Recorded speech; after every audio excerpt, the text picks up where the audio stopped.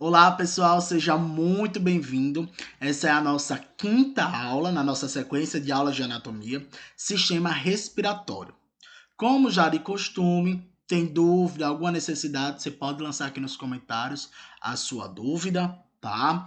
Que estaremos disponível para responder. Se achar necessário, curta, compartilhe com seus amigos que estão estudando sistema respiratório. Sempre lembrar que é fundamental estarmos observando as nossas atividades, tá? De fixação, todo o nosso material que é disponível para nós, está disponível para nós, tá? E sempre lembrar, essa hora é exatamente a revisão geral do que foi dado na nossa aula presencial, né? A nossa aula ao vivo, melhor dizendo. E aqui a gente faz um grande resumo do que foi a nossa aula. Tranquilo? Pois vamos nessa. Acompanha aí sistema respiratório. Então, o que é o sistema respiratório? Então, nesse sistema, nós vamos ter um conjunto de órgãos na qual a sua função primordial é exatamente a troca de gases. É chegarmos em um fenômeno chamado de hematose. O que seria a hematose? A hematose nos alvéolos pulmonares, na menor estrutura dos pulmões, é exatamente o momento que nós inflamos ele de oxigênio e passamos esse oxigênio para o sangue e recebemos ali para ser liberado todo o gás carbônico. Então, nesse momento de trocas de gases, nós temos o sistema respiratório como essa via de captar o ar, tá? Transportar ele junto ao sistema circulatório e o sistema circulatório auxiliar a respiração a eliminar um gás que foi produzido nas nossas reações químicas, tá? Que é o gás carbônico. Ao observarmos essas trocas gasosas, nós conseguimos analisar também algumas outras funções que esse sistema vai nos proporcionar, como a olfação e a fonação. Na olfação, nós temos a capacidade de captar odores, né? Muitas vezes até esses odores podem nos remeter até memórias, graças a um fenômeno chamado de memória olfativa. Então, na hora que inalamos, algumas partículas químicas elas vão estar dispersas no ambiente. Então, essas partículas químicas elas vão entrar em contato com o nosso bulbo olfatório, né? Com a pequena camada de sistema nervoso, um nervo neurológico, e ali encaminhar essa informação para ser processada, para ser analisada na nossa região, né, olfativa, na área funcional olfativa do encéfalo. Além dessa transmissão de olfato, de captarmos o olfato, também nós temos a capacidade de fonação, essa possibilidade de se comunicar, de projetar a voz, de termos uma coerência, né, de som, né, essa comunicação, essa vocalização, ela se dá a um processo, né, de fonação através da laringe. A nossa laringe ela vai apresentar algumas pregas, algumas dobraduras que permitem uma melhor vibração. E essa vibração faz que emitimos sons claros, sons evidentes e perceptíveis. E aí nós temos a presença da fala. Então, de forma geral, nós vamos dividir o sistema respiratório de duas formas. Nós podemos dividir o sistema respiratório em sua porção, em sua divisão anatômica, e nós podemos dividir o sistema respiratório segundo a sua função, sua fisiologia. Então vamos entender. Na divisão anatômica, nós vamos dizer que existe uma porção superior e uma porção inferior. Na porção superior da divisão anatômica, nós temos as cavidades nasais, né, com a presença dos seios paranasais, e vamos até a região de faringe. Então, nós temos essa porção superior.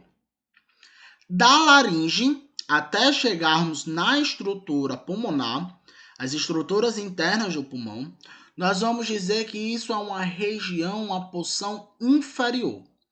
Então, o sistema respiratório ele pode ser dividido na porção superior e na porção inferior.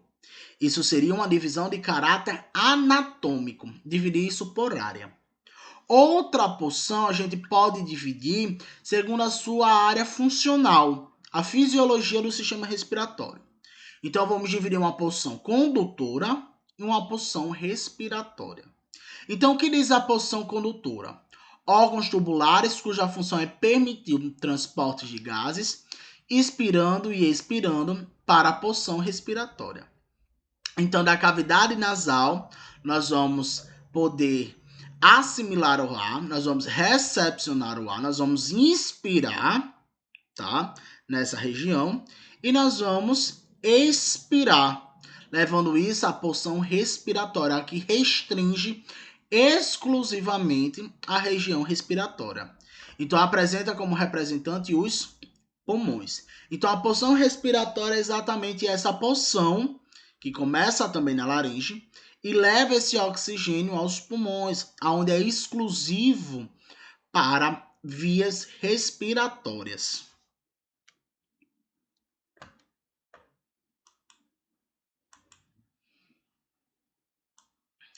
Então, trato respiratório superior. Conhecendo um pouquinho dessa região anatômica, região superior, né? Então, o nariz é um órgão que representa a parte inicial do sistema respiratório.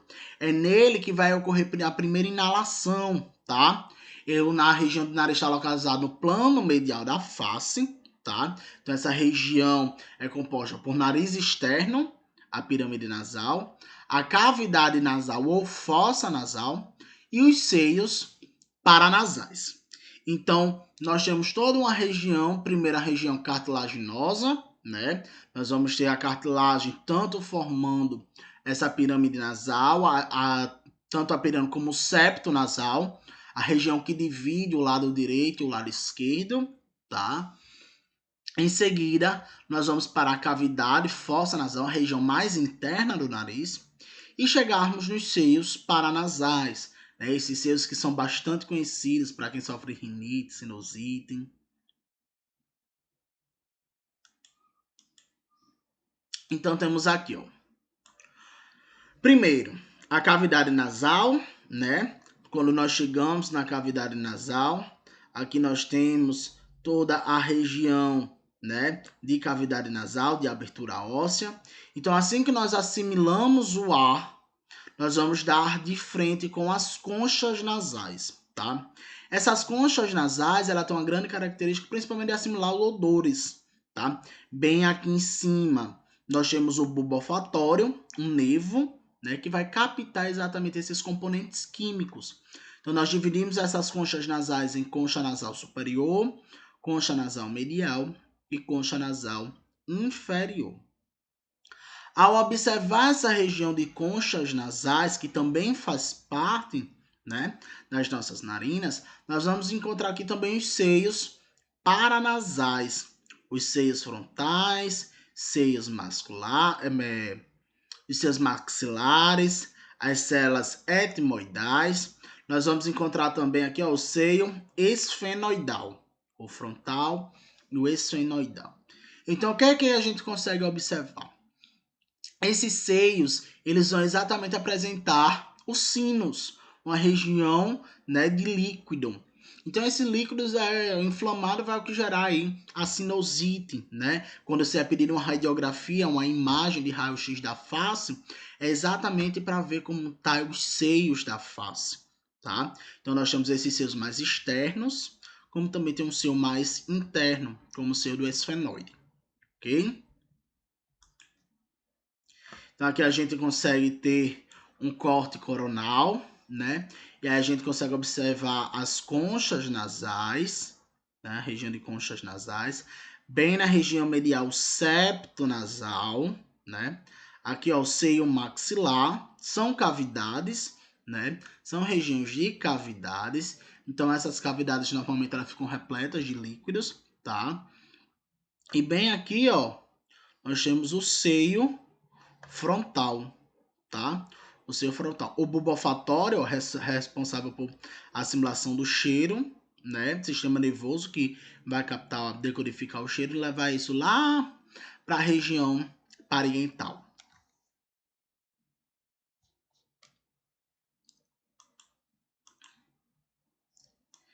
Então, o que é possível entender, né? Quando a gente vê um raio-x e o rosto está bem esbranquiçado, tá? Exatamente presença de líquido, tá? A gente consegue ver aqui, ó, esse seio mandibular bastante cheio. Aqui bem definido, limpinho, tá? Tá o seio esquerdo, né? Maxilar esquerdo. Os seios frontais, ó, também estão bem limpos. Bem aqui. Mas esse aqui, esse seio, ó, cheio, né? Normalmente no raio-x, quando a gente vê uma imagem muito esbranquiçada, remete a líquidos, presença de líquidos. Então vamos lá. Assim que nós saímos da cavidade nasal, nós vamos dar de cara com uma porção chamada de faringe, tá? A faringe, ela é uma estrutura que ela vai ser tanto parte do sistema respiratório, como também do sistema digestório, tá? Então nós vamos ter a região da faringe na parte nasal, na parte oral e na comunicação com a laringe. Então, nós vamos dividir a faringe da seguinte forma: a nasofaringe, a orofaringe e a laringofaringe. Então, o que significa basicamente? A nasofaringe, ela é exatamente a região aonde vai se comunicar com as regiões nasais, tá? Nós vamos encontrar aqui as regiões nasais, nossa região mais superior, é a parte mais superior da faringe. Totalmente responsável para a passagem de ar, tá? Muitas vezes o indivíduo ele pode se engasgar e ele pode ter a secreção saindo pelo nariz. Vamos supor, tomou um iogurte, né? Começou a rir e aí esse iogurte saiu pelo nariz. Pode acontecer. Por que isso acontece? Porque a região do nariz e da boca, ela tem essa comunicação através da faringe, tá? Existe esse elo de comunicação. A faringe, entretanto, ela vai ter, a orofaringe, entretanto, vai ter sua localização próximo à região, né? Assim que se conclui a boca. Então, nós temos região nasofaringe, abaixo nós temos a orofaringe. A orofaringe, gente, ela já participa também diretamente do transporte do bolo alimentar. Então, tanto ela vai estar inserida na respiração, quanto na região de alimentação, no sistema digestório. Lembrando que o sistema digestório é exclusivamente a orofaringe. A laringofaringe, por sua vez, o laríngeo, tá? Ela é exclusiva da porção mais embaixo da respiração, tá? Nós vamos encontrar a epiglote, uma pequena estrutura que vai dividir a passagem do bolo alimentar. Quando a língua ela promove a deglutição, ela diminui, ela tampa a passagem da laringofaringe para que o bolo alimentar vá em direção ao esôfago, tá? E em seguida ela retorna ao normal, permitindo a passagem de ar.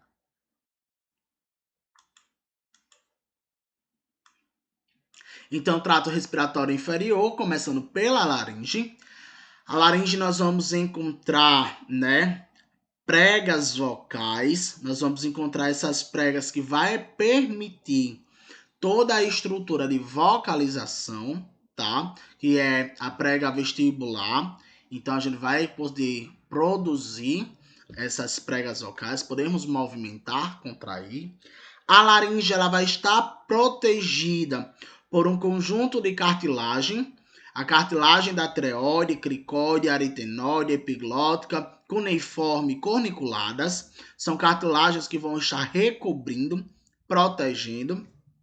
A gente consegue deglutir, sentir a vibração que vem exatamente da laringe, tá? Então, assim que nós expiramos o ar que passa pela faringe, esse ar ele consegue atravessar toda a laringe e já está inserido aqui embaixo, ó, na traqueia. Abaixo da laringe, nós já encontramos os primeiros anéis cartilaginosos, tá? Da traqueia, os arcos cartilaginosos da traqueia. Daqui um exemplo de laringoscopia, tá? O otorrinolaringologista, ele incide uma câmara de iluminação e aí é possível visualizar o laringoscópio, né? E é possível visualizar aqui, ó, a laringe, tá? A presença das pregas vocais. Lembrando que todo profissional que trabalha com exercício da voz precisa de um acompanhamento de fonoaudiólogo, precisa de um acompanhamento de um otorrinolaringologista. A tireoide, tá? A cartilagem tireoidídica, tá? Nós vamos ter recobrindo, tá? Toda a tireoide. Nós temos o ocioide, que é um tipo de osso sesamoide, tá? O ocioide.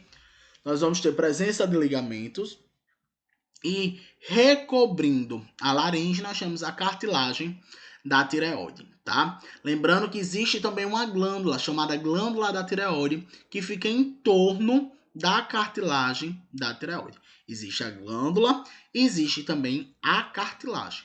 Então, nesse processo, ó, recobre toda a estrutura da nossa laringe, tá? Nós temos aqui, ó, a cartilagem da epiglote, cartilagem epiglótica, tá?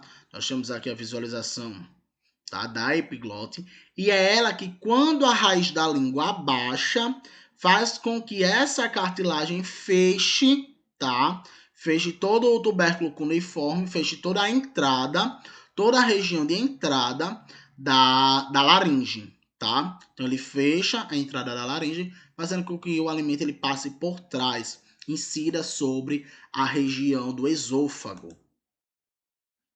A traqueia, tá? Todo o seu canal traqueal, o ar vai passar pela região da laringe, descer a cartilagem da tireoide, nós vamos encontrar a cartilagem cricóidea e assim iniciar a região de traqueia.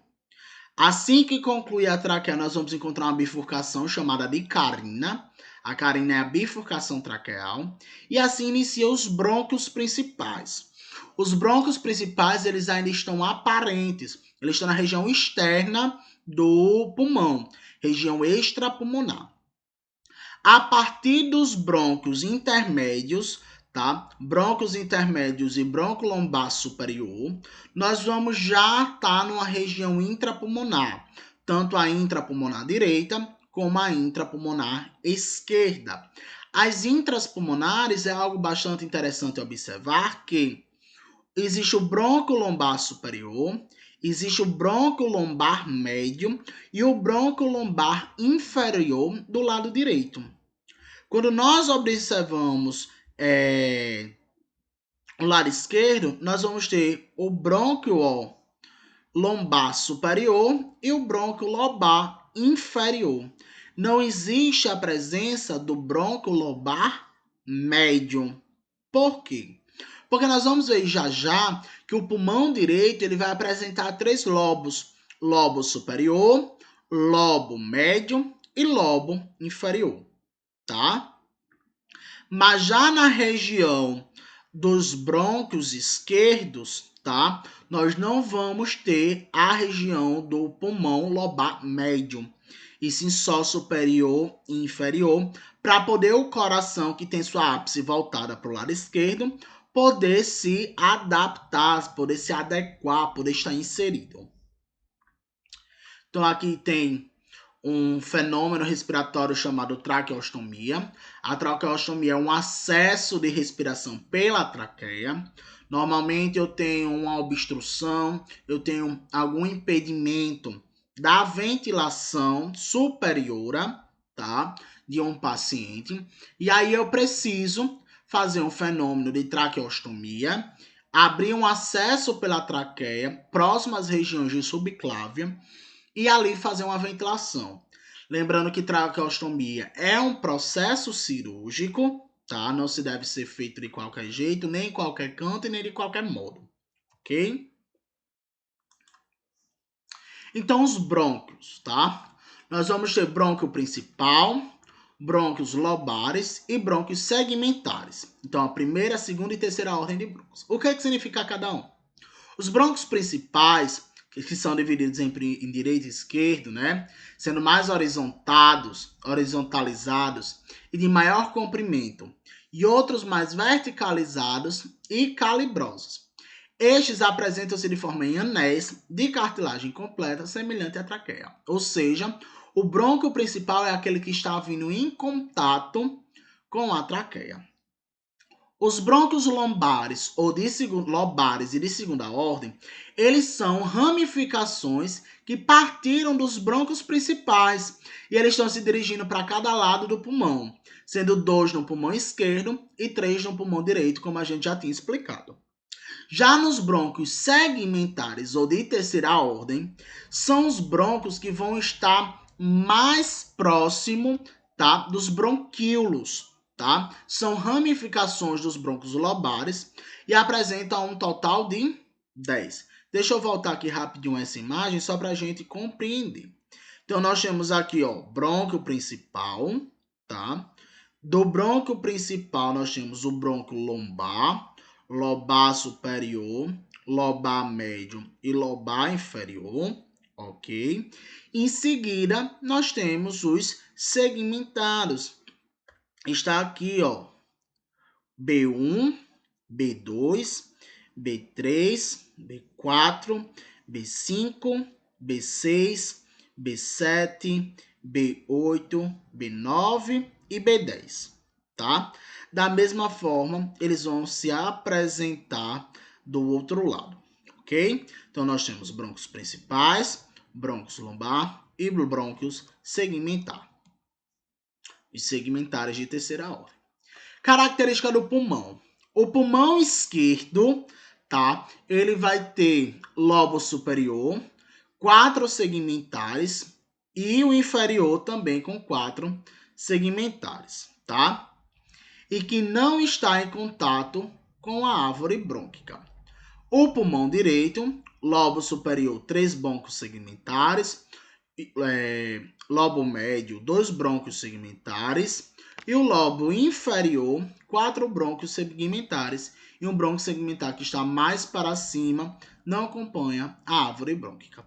Então, quando a gente observa, aqui está as regiões de brônquios. Então, brônquios primários, brônquios secundários, tá? Brônquios terciários, e nas suas pontas estão os bronquíolos, as árvores brônquicas, tá? Isso sempre obedecendo ao pulmão direito, lobo superior, lobo médio, lobo inferior. Do lado esquerdo, nós temos apenas o lobo superior e o lobo médio, tá? Nós já percebemos que o coração ele tem sua ápice voltada para o lado esquerdo, então faz com que o lado esquerdo ele perca o seu sulco horizontal, formando assim o lobo médio, ok? E aí nós chegamos aqui na presença dos bronquíolos. Os brônquios, eles são estruturas menores que vão vir direcionadas lá dos brônquios, né? Os bronquíolos são estruturas que derivam dos brônquios. E no seu terminal, tá? No seu terminal, nós vamos ter uma árvore de alvéolo pulmonar. Esses alvéolos pulmonares são regiões de sacos, né? São grandes bolsas, aonde vão ter uma grande recepção de ar, onde o oxigênio irá chegar, e ao mesmo tempo ele tem um grande terminal de vascularização. Essa vascularização é ali onde vai ter as trocas gasosas, tá? Então, os bronquíolos, originados dos brônquios segmentares, são constituídos apenas de um tecido conjuntivo, não apresentando mais os anéis cartilaginosos. Lembra que os anéis cartilaginosos nós percebemos que ele veio até o brônquio primário. Possui um menor calibre dos componentes que estruturam a árvore brônquica. Então, existe um fenômeno também chamado de bronquioscopia. A gente observa que a bronquioscopia já ocorre em um cenário cirúrgico, tá? Todo mundo muito bem paramentado. Então, ele é um pouco mais a fundo. Então, na laringoscopia, nós fomos até a laringe. Aqui nós estamos descendo até a região dos brônquios, tá? Então, por ser mais a fundo, então nós temos a mudança de cenário, uma sala cirúrgica, né? Ou pelo menos uma sala muito bem preparada para fazer a broncoscopia. Então, o pulmão. O pulmão é um órgão duplo, localizado no interior do tórax, né? Região respiração ocorre dentro da caixa torácica, tá? Dentro das costelas, e que juntamente com outros órgãos estão protegidos por essa caixa. Esses órgãos possuem uma forma cônica. A gente consegue ver, ó, um desenho aqui de um cone, um triângulo, ok? Então ele vai apresentar uma ápice superior, tá? Uma região de ápice, uma região superior, e uma região aqui, ó, de base, tá? Então nós temos uma ápice e uma base, ok? Ele ainda pode estar voltado para a região costal e mediastinal, ou seja, nós temos uma região que está voltada para as costelas e uma região que está voltada para o mediastino. Lembrar que o mediastino é essa região exatamente no meio, onde o coração está posicionado. A base está apoiada sobre o músculo diafragmático, nós temos a musculatura diafragmática, tá? Então, a base do pulmão está sobre o diafragma. Lembrar que essa região é uma região supradiafragmática, em cima do diafragma, tá? E o músculo estriado esquelético que separa o tórax do abdômen, região do diafragma. Conhecida também por exercer uma função de separação como fase diafragmática. Lembrando que em cima do diafragma, supradiafragmática, abaixo do diafragma, infradiafragmática. Na face mediastinal dos pulmões apresenta o hilo do pulmão. O hilo é essa entrada de vasos sanguíneos, tá? Nós podemos ver bem aqui na região superior a artéria pulmonar direita, tá? E na região inferior as veias pulmonares direita. Isso também vai se apresentar do lado esquerdo, a artéria pulmonar esquerda e as veias pulmonares, tá? Esquerda.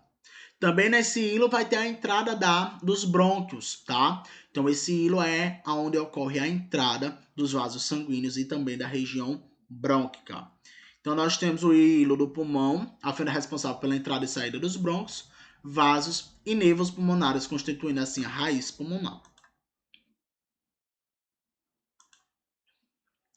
Então, além disso, o pulmão ele vai ter um grande revestimento, tá? Chamado de pleura. A pleura pode ser ela serosa, tá? Lembrando que os revestimentos, nós temos revestimentos para o coração, revestimentos para o pulmão e revestimento do intestino como um todo. Pericárdio, peritônio e pleura.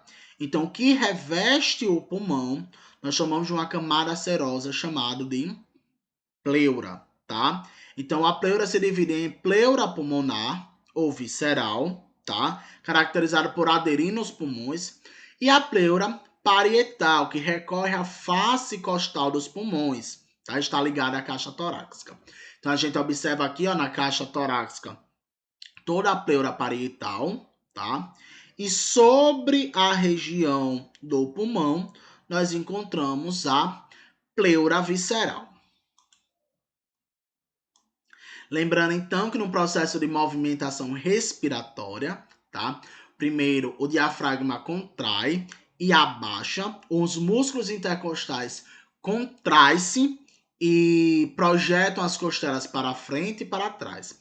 Então, na hora que eu tenho a contração do diafragma, as costelas vão se expandir para frente e para baixo, ok? Então, o volume da caixa ela aumenta, consequentemente, o ar ele vai ser inspirado, processo de inspiração, tá? Os pulmões acompanham passivamente a dilatação devido à pleura, esse revestimento, tá? Que vai percorrer, que vai recobrir o pulmão. Então, ocorre a entrada do ar. Na expiração, novamente o diafragma ele vai relaxar, ele vai se elevar, as costelas vão se reposicionar, ok? O volume da caixa torácica diminui, consequentemente os pulmões ele também irá diminuir, né? Empurrando todo o ar para a saída. Movimento de inspiração, movimento de expiração. Eu tenho um paciente desacordado, eu estou ambuzando, estou pressionando o ambu para a entrada de ar. Eu preciso visualizar a expansão torácica. É a expansão torácica que vai me dar certeza que o ar está ventilando a estrutura pulmonar. Algumas correções clínicas, né? Correlações. Fumantes, eles têm uma característica de tossir mais. Essa tosse é exatamente fruto de algumas características bem peculiares. Devido à fumaça, né, as substâncias também presentes no cigarro, ele vai inibir movimentos de cílios, tá? Então, alguns pequenos cílios estão espalhados pela nossa traqueia para limpeza e purificação do ar. Então, ele só tem a tosse, a via respiratória só recorre à tosse para remover toda a impureza, grúmulos de muco, né, de pó, que vão estar presentes na via respiratória. Quanto mais ele inala cigarro, mais grúmulos, mais substâncias vão ficar aderidas nos cílios. Então, ali ele só tem como recorrer à via de respiração, a tosse, para fazer a limpeza desse ar. Alguns casos de laringite podem provocar rouquidão e perda de voz. Professores que trabalham muito com a voz, é muito comum apresentar laringite. E tanto forçar a voz, né, em horas e horas de aula, tá? Essa laringite, ela pode ser causada por duas formas, né? De forma geral, pode ser causada de duas formas. Agentes infecciosos, bactérias, vírus, né, fungos, daí por diante, ou agentes irritantes, tá? Alguma alimentação muito ácida, ou até mesmo o desgaste da voz pelo seu uso. Meus amores, esse foi o nosso tópico de respiração. Espero que vocês estejam acompanhando bem, tá? Continuem focados. Em breve nós teremos a nossa avaliação. Você que acompanha, que chegou aqui, né, para aumentar sua estrutura, né, de ensino, de conhecimento, quiser mais, pode me procurar, tá? Pode me procurar também pelo Instagram, fique à vontade. Estarei disponível para tirar dúvida de vocês. Foco, não parem no sonho e no objetivo de vocês. É meta e essa meta nós vamos alcançar. Até o próximo vídeo. Cheiro, cheiro, tchau, tchau.